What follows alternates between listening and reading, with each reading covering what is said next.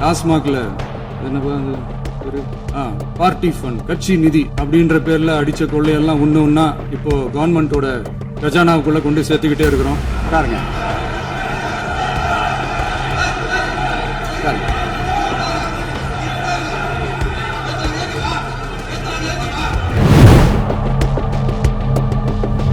அங்கிருந்து ஏய் ஒருமையில் விழித்து இந்த பக்கம் இருக்கிற உறுப்பினர்களை பார்த்து ஏய் அப்படின்னு ஒருமையில் விழிப்பதை உங்கள் மூலமாக கண்டிக்கிறேன்.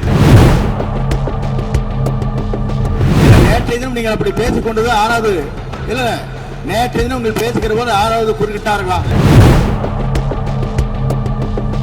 அவர்கள் பல வார்த்தைகள் சொன்னார்கள். புதிதாக சோஃபா மாடல் என்றார்கள், குதிரை பேரம் என்றார்கள், எத்தனையோ வார்த்தைகள் சொன்ன போது சகிப்புத்தன்மையோடு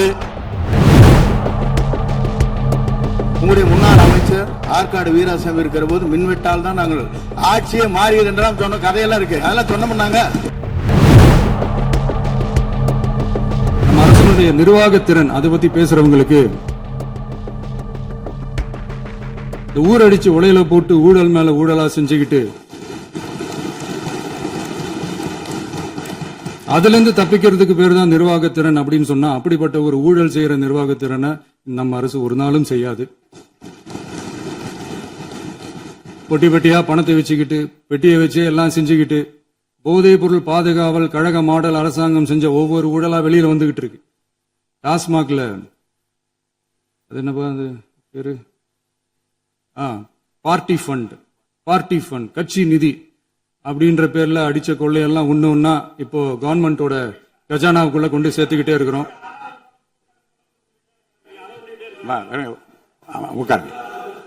மாண்புமிகு முதல்வர்கள் பதில் அளிக்க பிறகு முதல்வர் பதில் அளிக்க பிறகு நேரம் தர அப்ப பேசட்டும், அவங்க பேசட்டும், அவங்கள பேச அனுமதி. உட்காருங்க உட்காருங்க.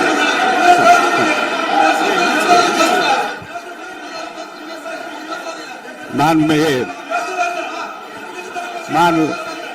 அலோவ் பண்றேன் உட்காருங்க. மாண்பு உறுப்பினர்கள் நீங்க இங்க உட்காருங்க, அமைதியா உட்காரு. நீங்க எல்லாம் உட்காருங்க. உட்காருங்க உட்காருங்க. மாண்புமிகு நீங்க எல்லாரும் உட்காருங்க. அமைதியா உட்காருங்க. இருங்க உட்காருங்க. அப்புறம் நீங்க என்ன உட்காருங்க. நான் கொடுப்பேன். உட்காருங்க.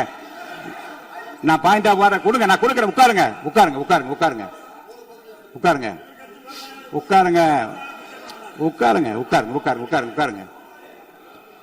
மாண்புமிகு முதல்வர் அவர்கள் போர்வையாக நிதானமாக சொல்லிக்கொண்டே இருக்கிறார். நீங்க குறிப்பெடுத்து வைத்துக் கொள்ளுங்கள். பேசி முடித்தவுடன் நான் உங்களுக்கு அவகாசம் தருகிறேன். நீங்க ஒண்ணு சொல்லுங்க, என்ன என்று நீங்க சொல்லுங்க. உங்க சொல்லுகிற வாய்ப்பை நான் உங்களுக்கு தருகிறேன். இப்போது மாண்புமிகு முதலமைச்சர் உங்கள் உரையை தொடரலாம்.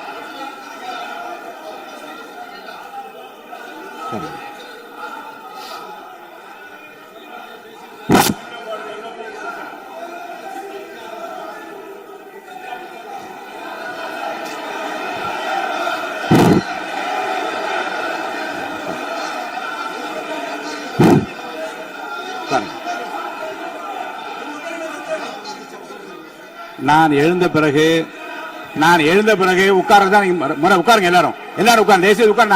நான் அலோவ் பண்றேன். உட்காருங்க. அமைதியா உட்காருங்க. நான் அலோவ் பண்றேன். அமைதியா உட்காருங்க. அங்க இருந்து குரல் கொடுக்காதீங்க. உட்காருங்க.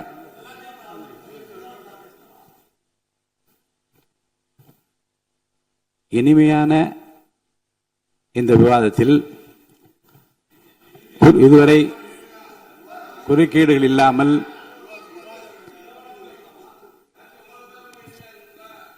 கொஞ்சம் அமைதியா இருங்க. மாண்புமிகு முதல்வர் அவர்கள் பேசி முடித்தவுடன் பாயிண்ட் ஆஃப் ஆர்டர் கேட்டிருக்கேன். நான் அனுமதிக்கிறேன். எதிர்கட்சி தலைவருக்கு மட்டும் நான் அனுமதி தருகிறேன். அவர் எழுந்து பேசலாம். மாண்பு முதலமைச்சர் நீங்க கண்டினியூ பண்ணி முடிக்கலாம். நீ எல்லாரும் எழுந்துச்சீங்கன்னா சரி வராது. உட்காருங்க. நான் சொல்லியிருக்கேன். உட்காருங்க.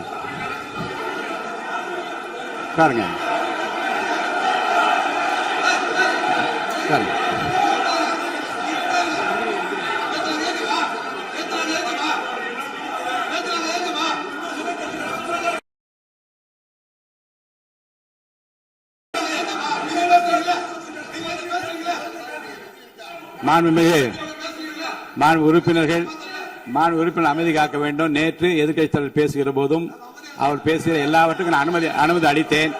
அதுல பாயிண்ட் ஆஃப் கேளுங்க, அந்த விவாதத்தில் கேளுங்க. இப்போதும் மாண்புமிகு முதலமைச்சர் அவர் பேசி முடித்த பிறகு நான் உங்களுக்கு அதுக்குரிய அவகாசத்தை தருகிறேன். நீங்க கேள்வி கேளுங்க. கேட்கிற உரிமையும் விளக்கத்தை பெற்றுக்கொள்ள உரிமை உங்களுக்கு இருக்கிறது. அதற்கு அவகாசம் நான் தருகிறேன்.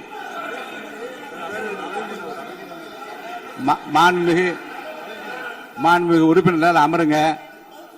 நான் என் தீர்ப்பை சொல்லுகிறேன். மாண்புமிகு முதலமைச்சர் அவர்கள் பேசி முடித்தவுடன் எதிர்க்கட்சி தலைவருக்கு அந்த வாய்ப்பை நான் தருகிறேன். நிச்சயமா அந்த கேள்வி கேட்கலாம். உட்காருங்க எல்லாரும். பேரவை முன்னவர் பேசுங்க. மாண்பு பேரவைத் தலைவர் அவர்களே, இன்று இவர்கள் முயற்சி செய்வது அவர் ஆளுங்கட்சியாக இருக்கின்ற போது இருங்க, நான் சொல்லிடுறேன் பிளீஸ். ஒரே நிமிஷம் நான் சொல்லிடுறேன் பிளீஸ். ஆளும் கட்சியாக இருக்கின்ற போது நீங்கள் சொன்ன ஒரே வார்த்தை, நாங்கள் பேசி முடித்ததற்கு பிறகு குறிப்பிடுத்துவிட்டு நீங்கள் எந்த கேள்வி வேண்டுமானாலும் கேட்கலாம் என்று ஒரு முறையை நீங்கள் பின்பற்றினீர்கள். அதே முறையை இப்போது பின்பற்ற வேண்டும் என்று கேட்டுக்கொள்கிறேன். பள்ளிக்கல்வித்துறை அமைச்சர். மாண்புமிகு பேரவைத் தலைவர் அவர்களே, நேற்றைய தினம் கூட எதிர்க்கட்சி தலைவர் சொன்னதை முழுமையாக கேட்டு இறுதியில் ஒரு வாய்ப்பு தந்தீங்க. அதுவும் இல்லாம இந்த நேரத்தில் நேரலையில் நீங்களும் பாக்குறீங்க. அங்கிருந்து ஒருமையில் விழித்து இந்த பக்கம் இருக்க உறுப்பினர்களை பார்த்து அப்படின்னு ஒருமையில் விழிப்பதை உங்கள் மூலமாக கண்டிக்கிறேன். அந்த வார்த்தையை அவை குறிப்பிலிருந்து நீக்கணும்.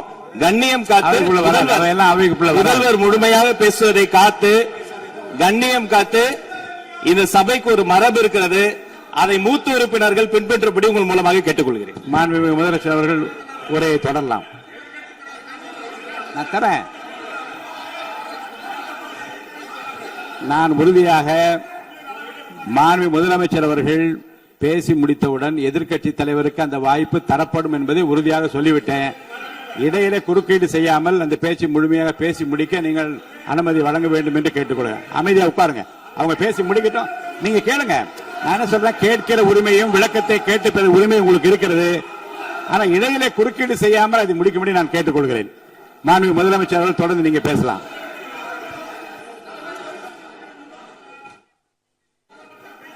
எதிர்க்கட்சி தலைவர் அவர்கள் உங்கள் கட்சியினுடைய உறுப்பினரை அமைதிப்படுத்த வேண்டும் என்று நான் கேட்டுக்கொள்கிறேன். உங்களுக்கு வாய்ப்பு தரவில்லை என்றால் அவர் எழுந்து நிற்பதில் நியாயம் இருக்கிறது. வாய்ப்பு தரப்போகிறேன்.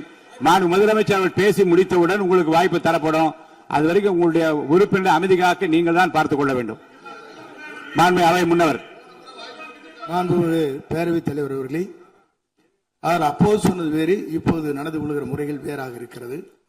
அன்றைக்கு அவர் சொல்லுகிற போது அமைச்சர் அத்தனை பேரும் பேசி முடித்ததற்கு பிறகு உங்களுடைய கருத்துக்கள் ஏதாவது மறுபடியும் தெரிவிக்கலாம். இப்போது பின்பற்றினால் நன்றாக இருக்கும். நீங்கள் அதற்காகத்தான் சொன்னீர்கள். முதலமைச்சர் பேசியதற்கு பிறகு எதிர்க்கட்சி தலைவர் அவர்கள் பேசுவதற்கு வாய்ப்பளிக்கிறோம் என்று சொல்லியிருக்கிறார்கள். ஆகவே அந்த வாய்ப்பை நீங்கள் இல்ல அது பதில் சொல்லணும்னு கேட்டிருக்காங்க. பதில் சொல்லணும் சொல்லியிருக்காங்க. பதில் சொல்லினா தங்க பிரச்சனை இல்ல. அப்படி இல்ல. ஆகவே இல்ல நேற்றைய தினம் நீங்கள் அப்படி பேசிக் கொண்டது ஆறாவது இல்ல. நேற்றைய தினம் நீங்கள் பேசுகிற போது ஆறாவது குறுக்கிட்டார்களா? நீங்கள் பேசுகிற போது யாருமே குறுக்கிடவில்லை. நீங்க எவ்வளவு பேசினீர்கள், எவ்வளவு வார்த்தைகள் பேசினீர்கள் என்பதெல்லாம் எங்களுக்கு தெரியும். யாருமே அதில் குறுக்கிடவில்லை. இது முதலமைச்சர், எங்கள் முதலமைச்சர் எதிர்க்கட்சி தலைவர் பேசுகிறவர் யாரும் குறுக்கிட வேண்டாம் என்று சொன்னார்கள். அதை நாங்கள் பின்பற்றினோம். ஆனால் இன்றைக்கு நீங்கள் பின்பற்றவில்லை என்றால் வேதனையாக இருக்கிறார். முன்னவர் நேற்று எதிர்க்கட்சி தலைவர் பேசுகிற போது அடுக்கடுக்காக குற்றச்சாட்டுல வைத்தார். இப்போ அதற்குரிய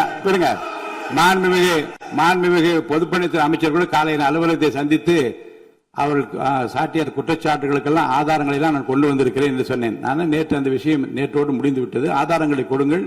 தக்க நேரத்தில் இதை பற்றி சொல்ல வேண்டிய நேர்ந்தால் நான் இதெல்லாம் ஆய்வு செய்து உரிய நேரத்தில் அவை குறிப்பிட்டு ஏற்றுவதற்கு முன்பாக அவரிடம் காட்டி அதற்கு பிறகு அதை பற்றி முடிவெடுக்கும் என்று நான் சொன்னேன்.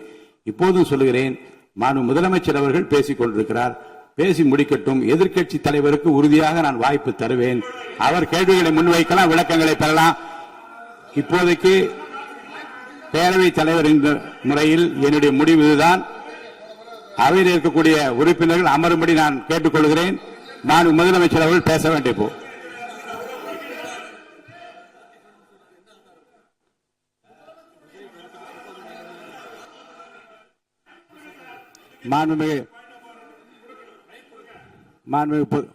இருங்க,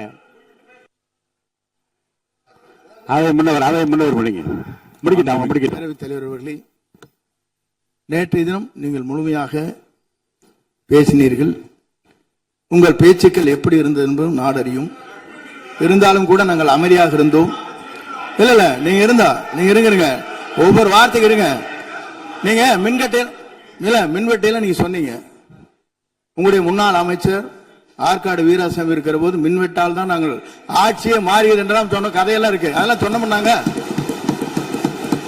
நாங்களே அமைதியா இருந்தோம். அதுக்காக நீங்க தயவு செய்து எதிர்கட்சி தலைவருக்கு வாய்ப்பளிக்கிறார்கள். அந்த வாய்ப்பை நீங்கள் அவர் முதலமைச்சர் பேசுவதற்கு பிறகு பேசினால் அழகாக இருக்கும். அவை முன்னர் பள்ளிக்கல்வித்துறை அமைச்சர் மாண்புமிகு பேரவைத் தலைவர் அவர்களே, அவர் ஒரே ஒரு வார்த்தையை தான் சொன்னார். பார்ட்டி ஃபண்ட் என்ற வார்த்தையை கேட்டு எதிர்க்கட்சி நண்பர்கள் கோபப்படுகிறார்கள். ஆனால் அதன் மீது உங்களுக்கு பாயிண்ட் ஆஃப் ஆர்டர் தருவதாகவும் நீங்கள் சட்டப்பேரவைத் தலைவர் சொல்கிறீர்கள். நேற்றைய தினம் இதே போல வெற்றி தலைவர் அவர்களினுடைய வழிகாட்டில் வளர்ந்த நாங்கள் சகிப்புத்தன்மையோடு அவர்கள் பல வார்த்தைகள் சொன்னார்கள்.